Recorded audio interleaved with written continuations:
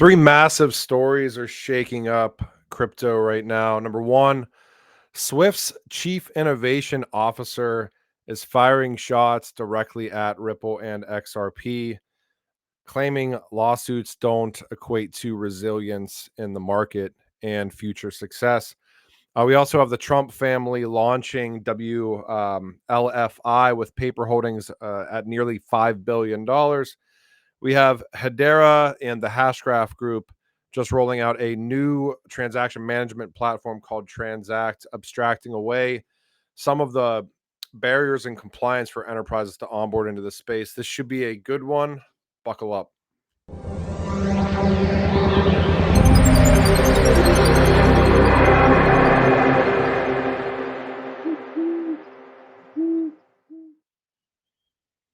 I guess I'm going to start here because definitely probably the most polarizing out of all of the stuff that came out today. This is Tom. I'm going to mispronounce his last name. Tom Zschach, the chief innovation officer at Swift, recently posting a long message on LinkedIn framing how finance actually changes. His point is in the early 2000s, internet payments promised speed, but institutions didn't move until compliance and security frameworks were in place. In the mid 2010s, blockchain hype around ICOs and DeFi dazzled the industry.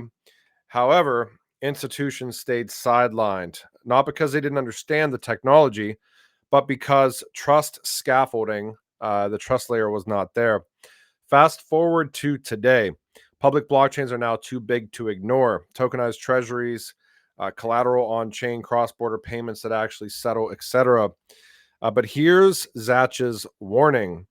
Public blockchains are just the substrate, the raw execution layer. The real transformation comes when you add the quote-unquote trust layer. Enforceability, compliance, privacy, and governance.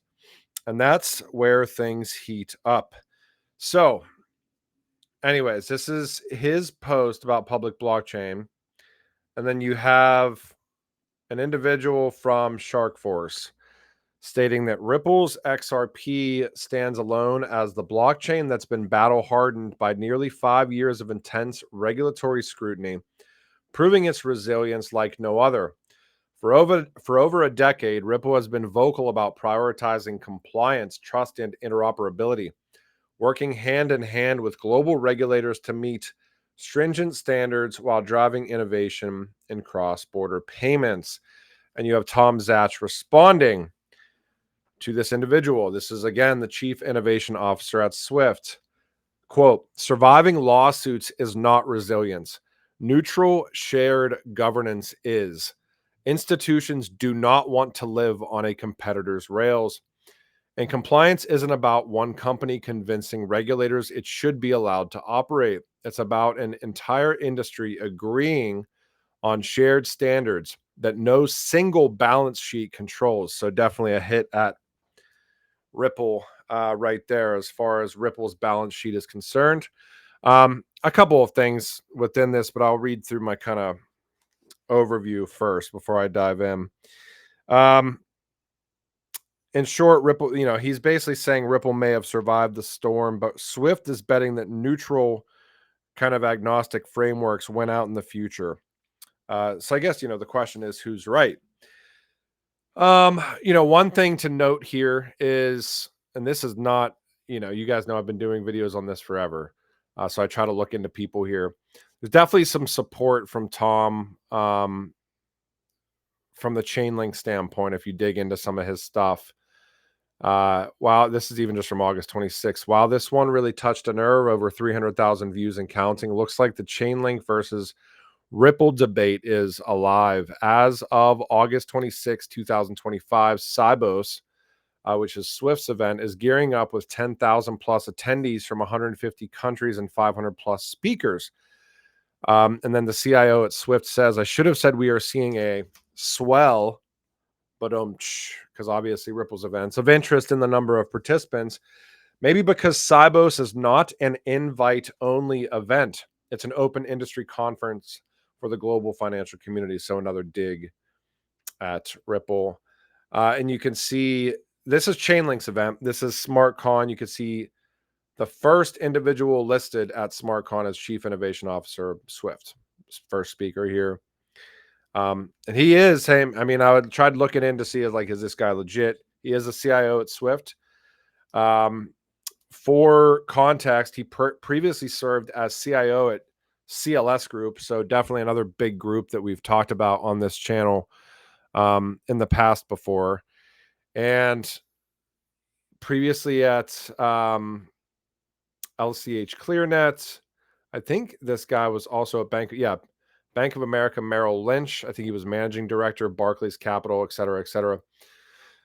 So you basically have the CIO at Swift taking a dig at multiple digs, I should say, at Ripple, at XRP, the XRP ledger, saying basically that lawsuits don't equate to resilience. I would say that lawsuits in this industry definitely, number one, equate to resilience. I mean, that to me is kind of a stupid statement, especially given the fact that, look, a lot of people talk shit on Ripple and say it's not, and a lot of people talk shit on the XRP ledger and say it's not decentralized and all this stuff. A lot of those are, and this is, I'm not paid by Ripple or anything. That's just total ignorance. XRPL is a decentralized network at this point in time.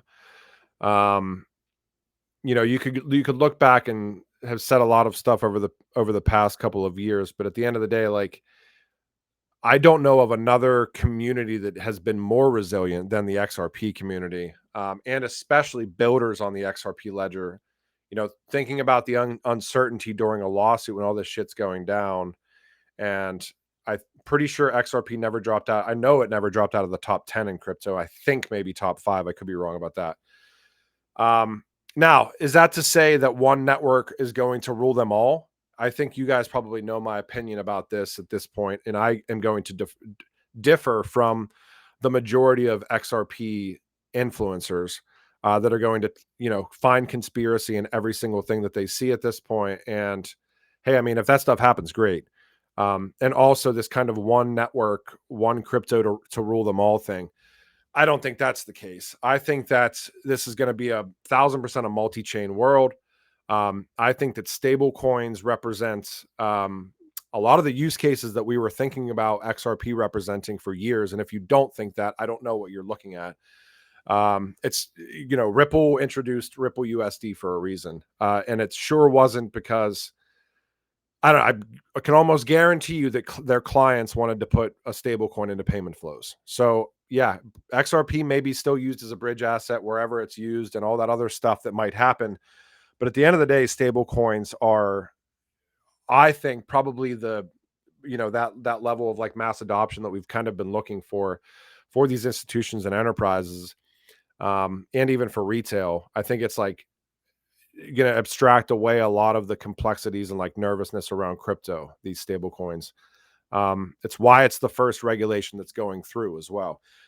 Granted, I am not one to believe that stable coins are the long-term of long-term solutions. I don't think that stable coins necessarily solve like the ability to manage like fiscal policy, but I still think that stable coins are doing what they're doing for a reason.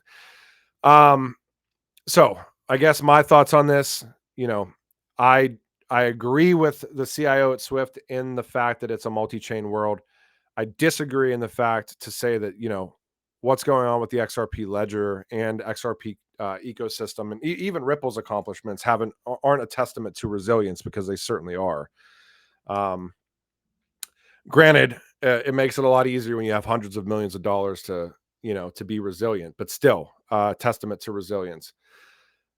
This is interesting, man. This battle between like Chainlink and Swift is interesting, or Chainlink and not Chainlink, and Chainlink is integrated with Swift, Chainlink and XRP community. But I don't know, guys. I mean, at the end of the day, it's going to be a multi-chain world. Look, Ripple integrated the Chainlink standard as with many other networks too. I'm a fan of both. I still think XRP wins long term. I think it's amazing that XRP, it's probably number 3 or number 4 in all of crypto right now, and that's for a reason. Has obviously quite a bit of liquidity. I think that Ripple probably wins in a lot of ways long term and continues to win long term. I'm sure they have a plan for Ripple USD. I don't know. Anyways, WLFI, World Liberty Financial, all over the news today. Building the future of finance. This thing like pumped and then crashed, and then is still kind of in the doldrums right now. This is the crypto token backed by the Trump family. Started publicly trading, given the holdings owned by the U.S. president and his son's value of roughly $5 billion. This came out a couple hours ago, so this is going to fluctuate consistently. Company raised money by selling its digital tokens to investors who were initially barred from selling, but investors voted in July to allow early purchasers, not including founders like the Trump family, to sell up to 20% of holdings, et cetera, et cetera. Anyways, you can look into WLFI if you want to and all that comes with that. I normally recommend staying away from stuff that is hypey at the beginning. It just normally doesn't end well. It's the same thing that when the Trump coin went live. It's the same thing with almost anything. Not to say that people aren't going to do that anyways, but you can look more into World Liberty Financial if you want to. I wanted to mention, I'm going to try to keep these videos shorter. TransAct by the Hashgraph Group went live. This is a managed gateway to enterprise blockchain adoption on Hedera. Essentially, a lot of the pain points with some of these enterprises and institutions coming online is, there's a lot of jurisdictions that still do not allow a custodianship of crypto from an enterprise standpoint, or even just from a risk management standpoint. So even outside of compliance. So this allows, it's like a transaction management platform that allows digital currency transactions without necessarily having to custody the crypto, and same thing with wallet management. So, but pretty interesting. I think we're going to see more and more of this stuff. Shout out to the Hashgraph Group for this one. This is articles on genfinity.io if you want to check this out. And then I did an interview today with Jim Nazar from Acor in the Hedera ecosystem, Katya from Microbiome DAO, Raphael from Molecule, and then Felipe from Nordic Blockchain Association, and the guy was from Novo Nordisk. Novo Nordisk is a huge pharmaceutical company. I'm sure a lot of you guys have heard of them. Actually, we're able to use his title, which is pretty interesting. This was a panel on DeSci, or decentralized science. So not the sexiest, we're all going to become millionaires type of a panel, but a panel that I think is like really interesting, because I'm one of those people that do believe that blockchain and distributed ledger probably get woven into the fabric of like almost everything. And it's just going to be to make these systems better. So from a scientific standpoint, the way that research is funded and performed across varying institutions and grant giving bodies and things like that, it's really interesting where science is going to go, where scientific research is going to go for healthcare and health studies and all this stuff. And I think that there's a lot of different stuff you could tie into it, not just from like an auditability standpoint by putting this stuff on chain, but also from like an incentivization standpoint by rewarding contributors to that do really good research, or rewarding participants in the research, or whatever. I think AI and artificial intelligence certainly tie into where we see science going. I think that digital identity and DPIN, if you guys aren't aware what DPIN is, like think about your phone as like a DPIN device, like it's a decentralized physical infrastructure network. So like basically you can tie it in your phone like directly into crypto for different things or whatever. I think the DPIN is going to totally change the game on how research is done. It's going to open up way more participants in these clinical trials. I think it was Death Ranger in the XRP community like 3 years ago that said, and shout out to Death Ranger, he was doing tons of podcasts back then and everything. And I believe him, and I agree with him. He basically said that humanity is kind of on the verge of this Cambrian explosion of like, evolution, which I agree with. I mean, there's just so much going on right now, whether it's blockchain and DLT combined with AI, combined with the stuff that's certainly coming with digital identity. I think digital identity, people, it could obviously go really poorly and scarily. But I think if they get it right, what's going to end up happening is that you and I are going to be at the monetization layer of our data. And yes, we have to custody it, and it's a very important role in custodying it. But who else should be custodying it besides ourselves?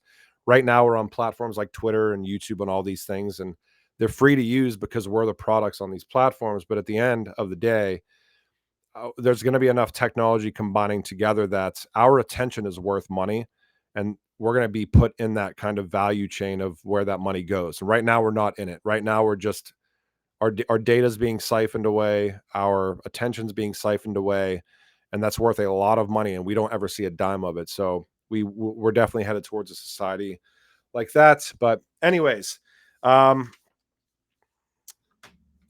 moving forward as we end here, we talked about TransAct, talked about Swift's CIO hating Ripple and XRP.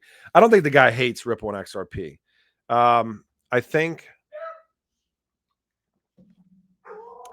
I think it'll be interesting to watch how this stuff plays out. I definitely believe in multi-chain world. I definitely don't believe in one asset to kind of rule them all, but you definitely can see there's a lot of kind of battling going on because I think that all of these players understand what's at stake.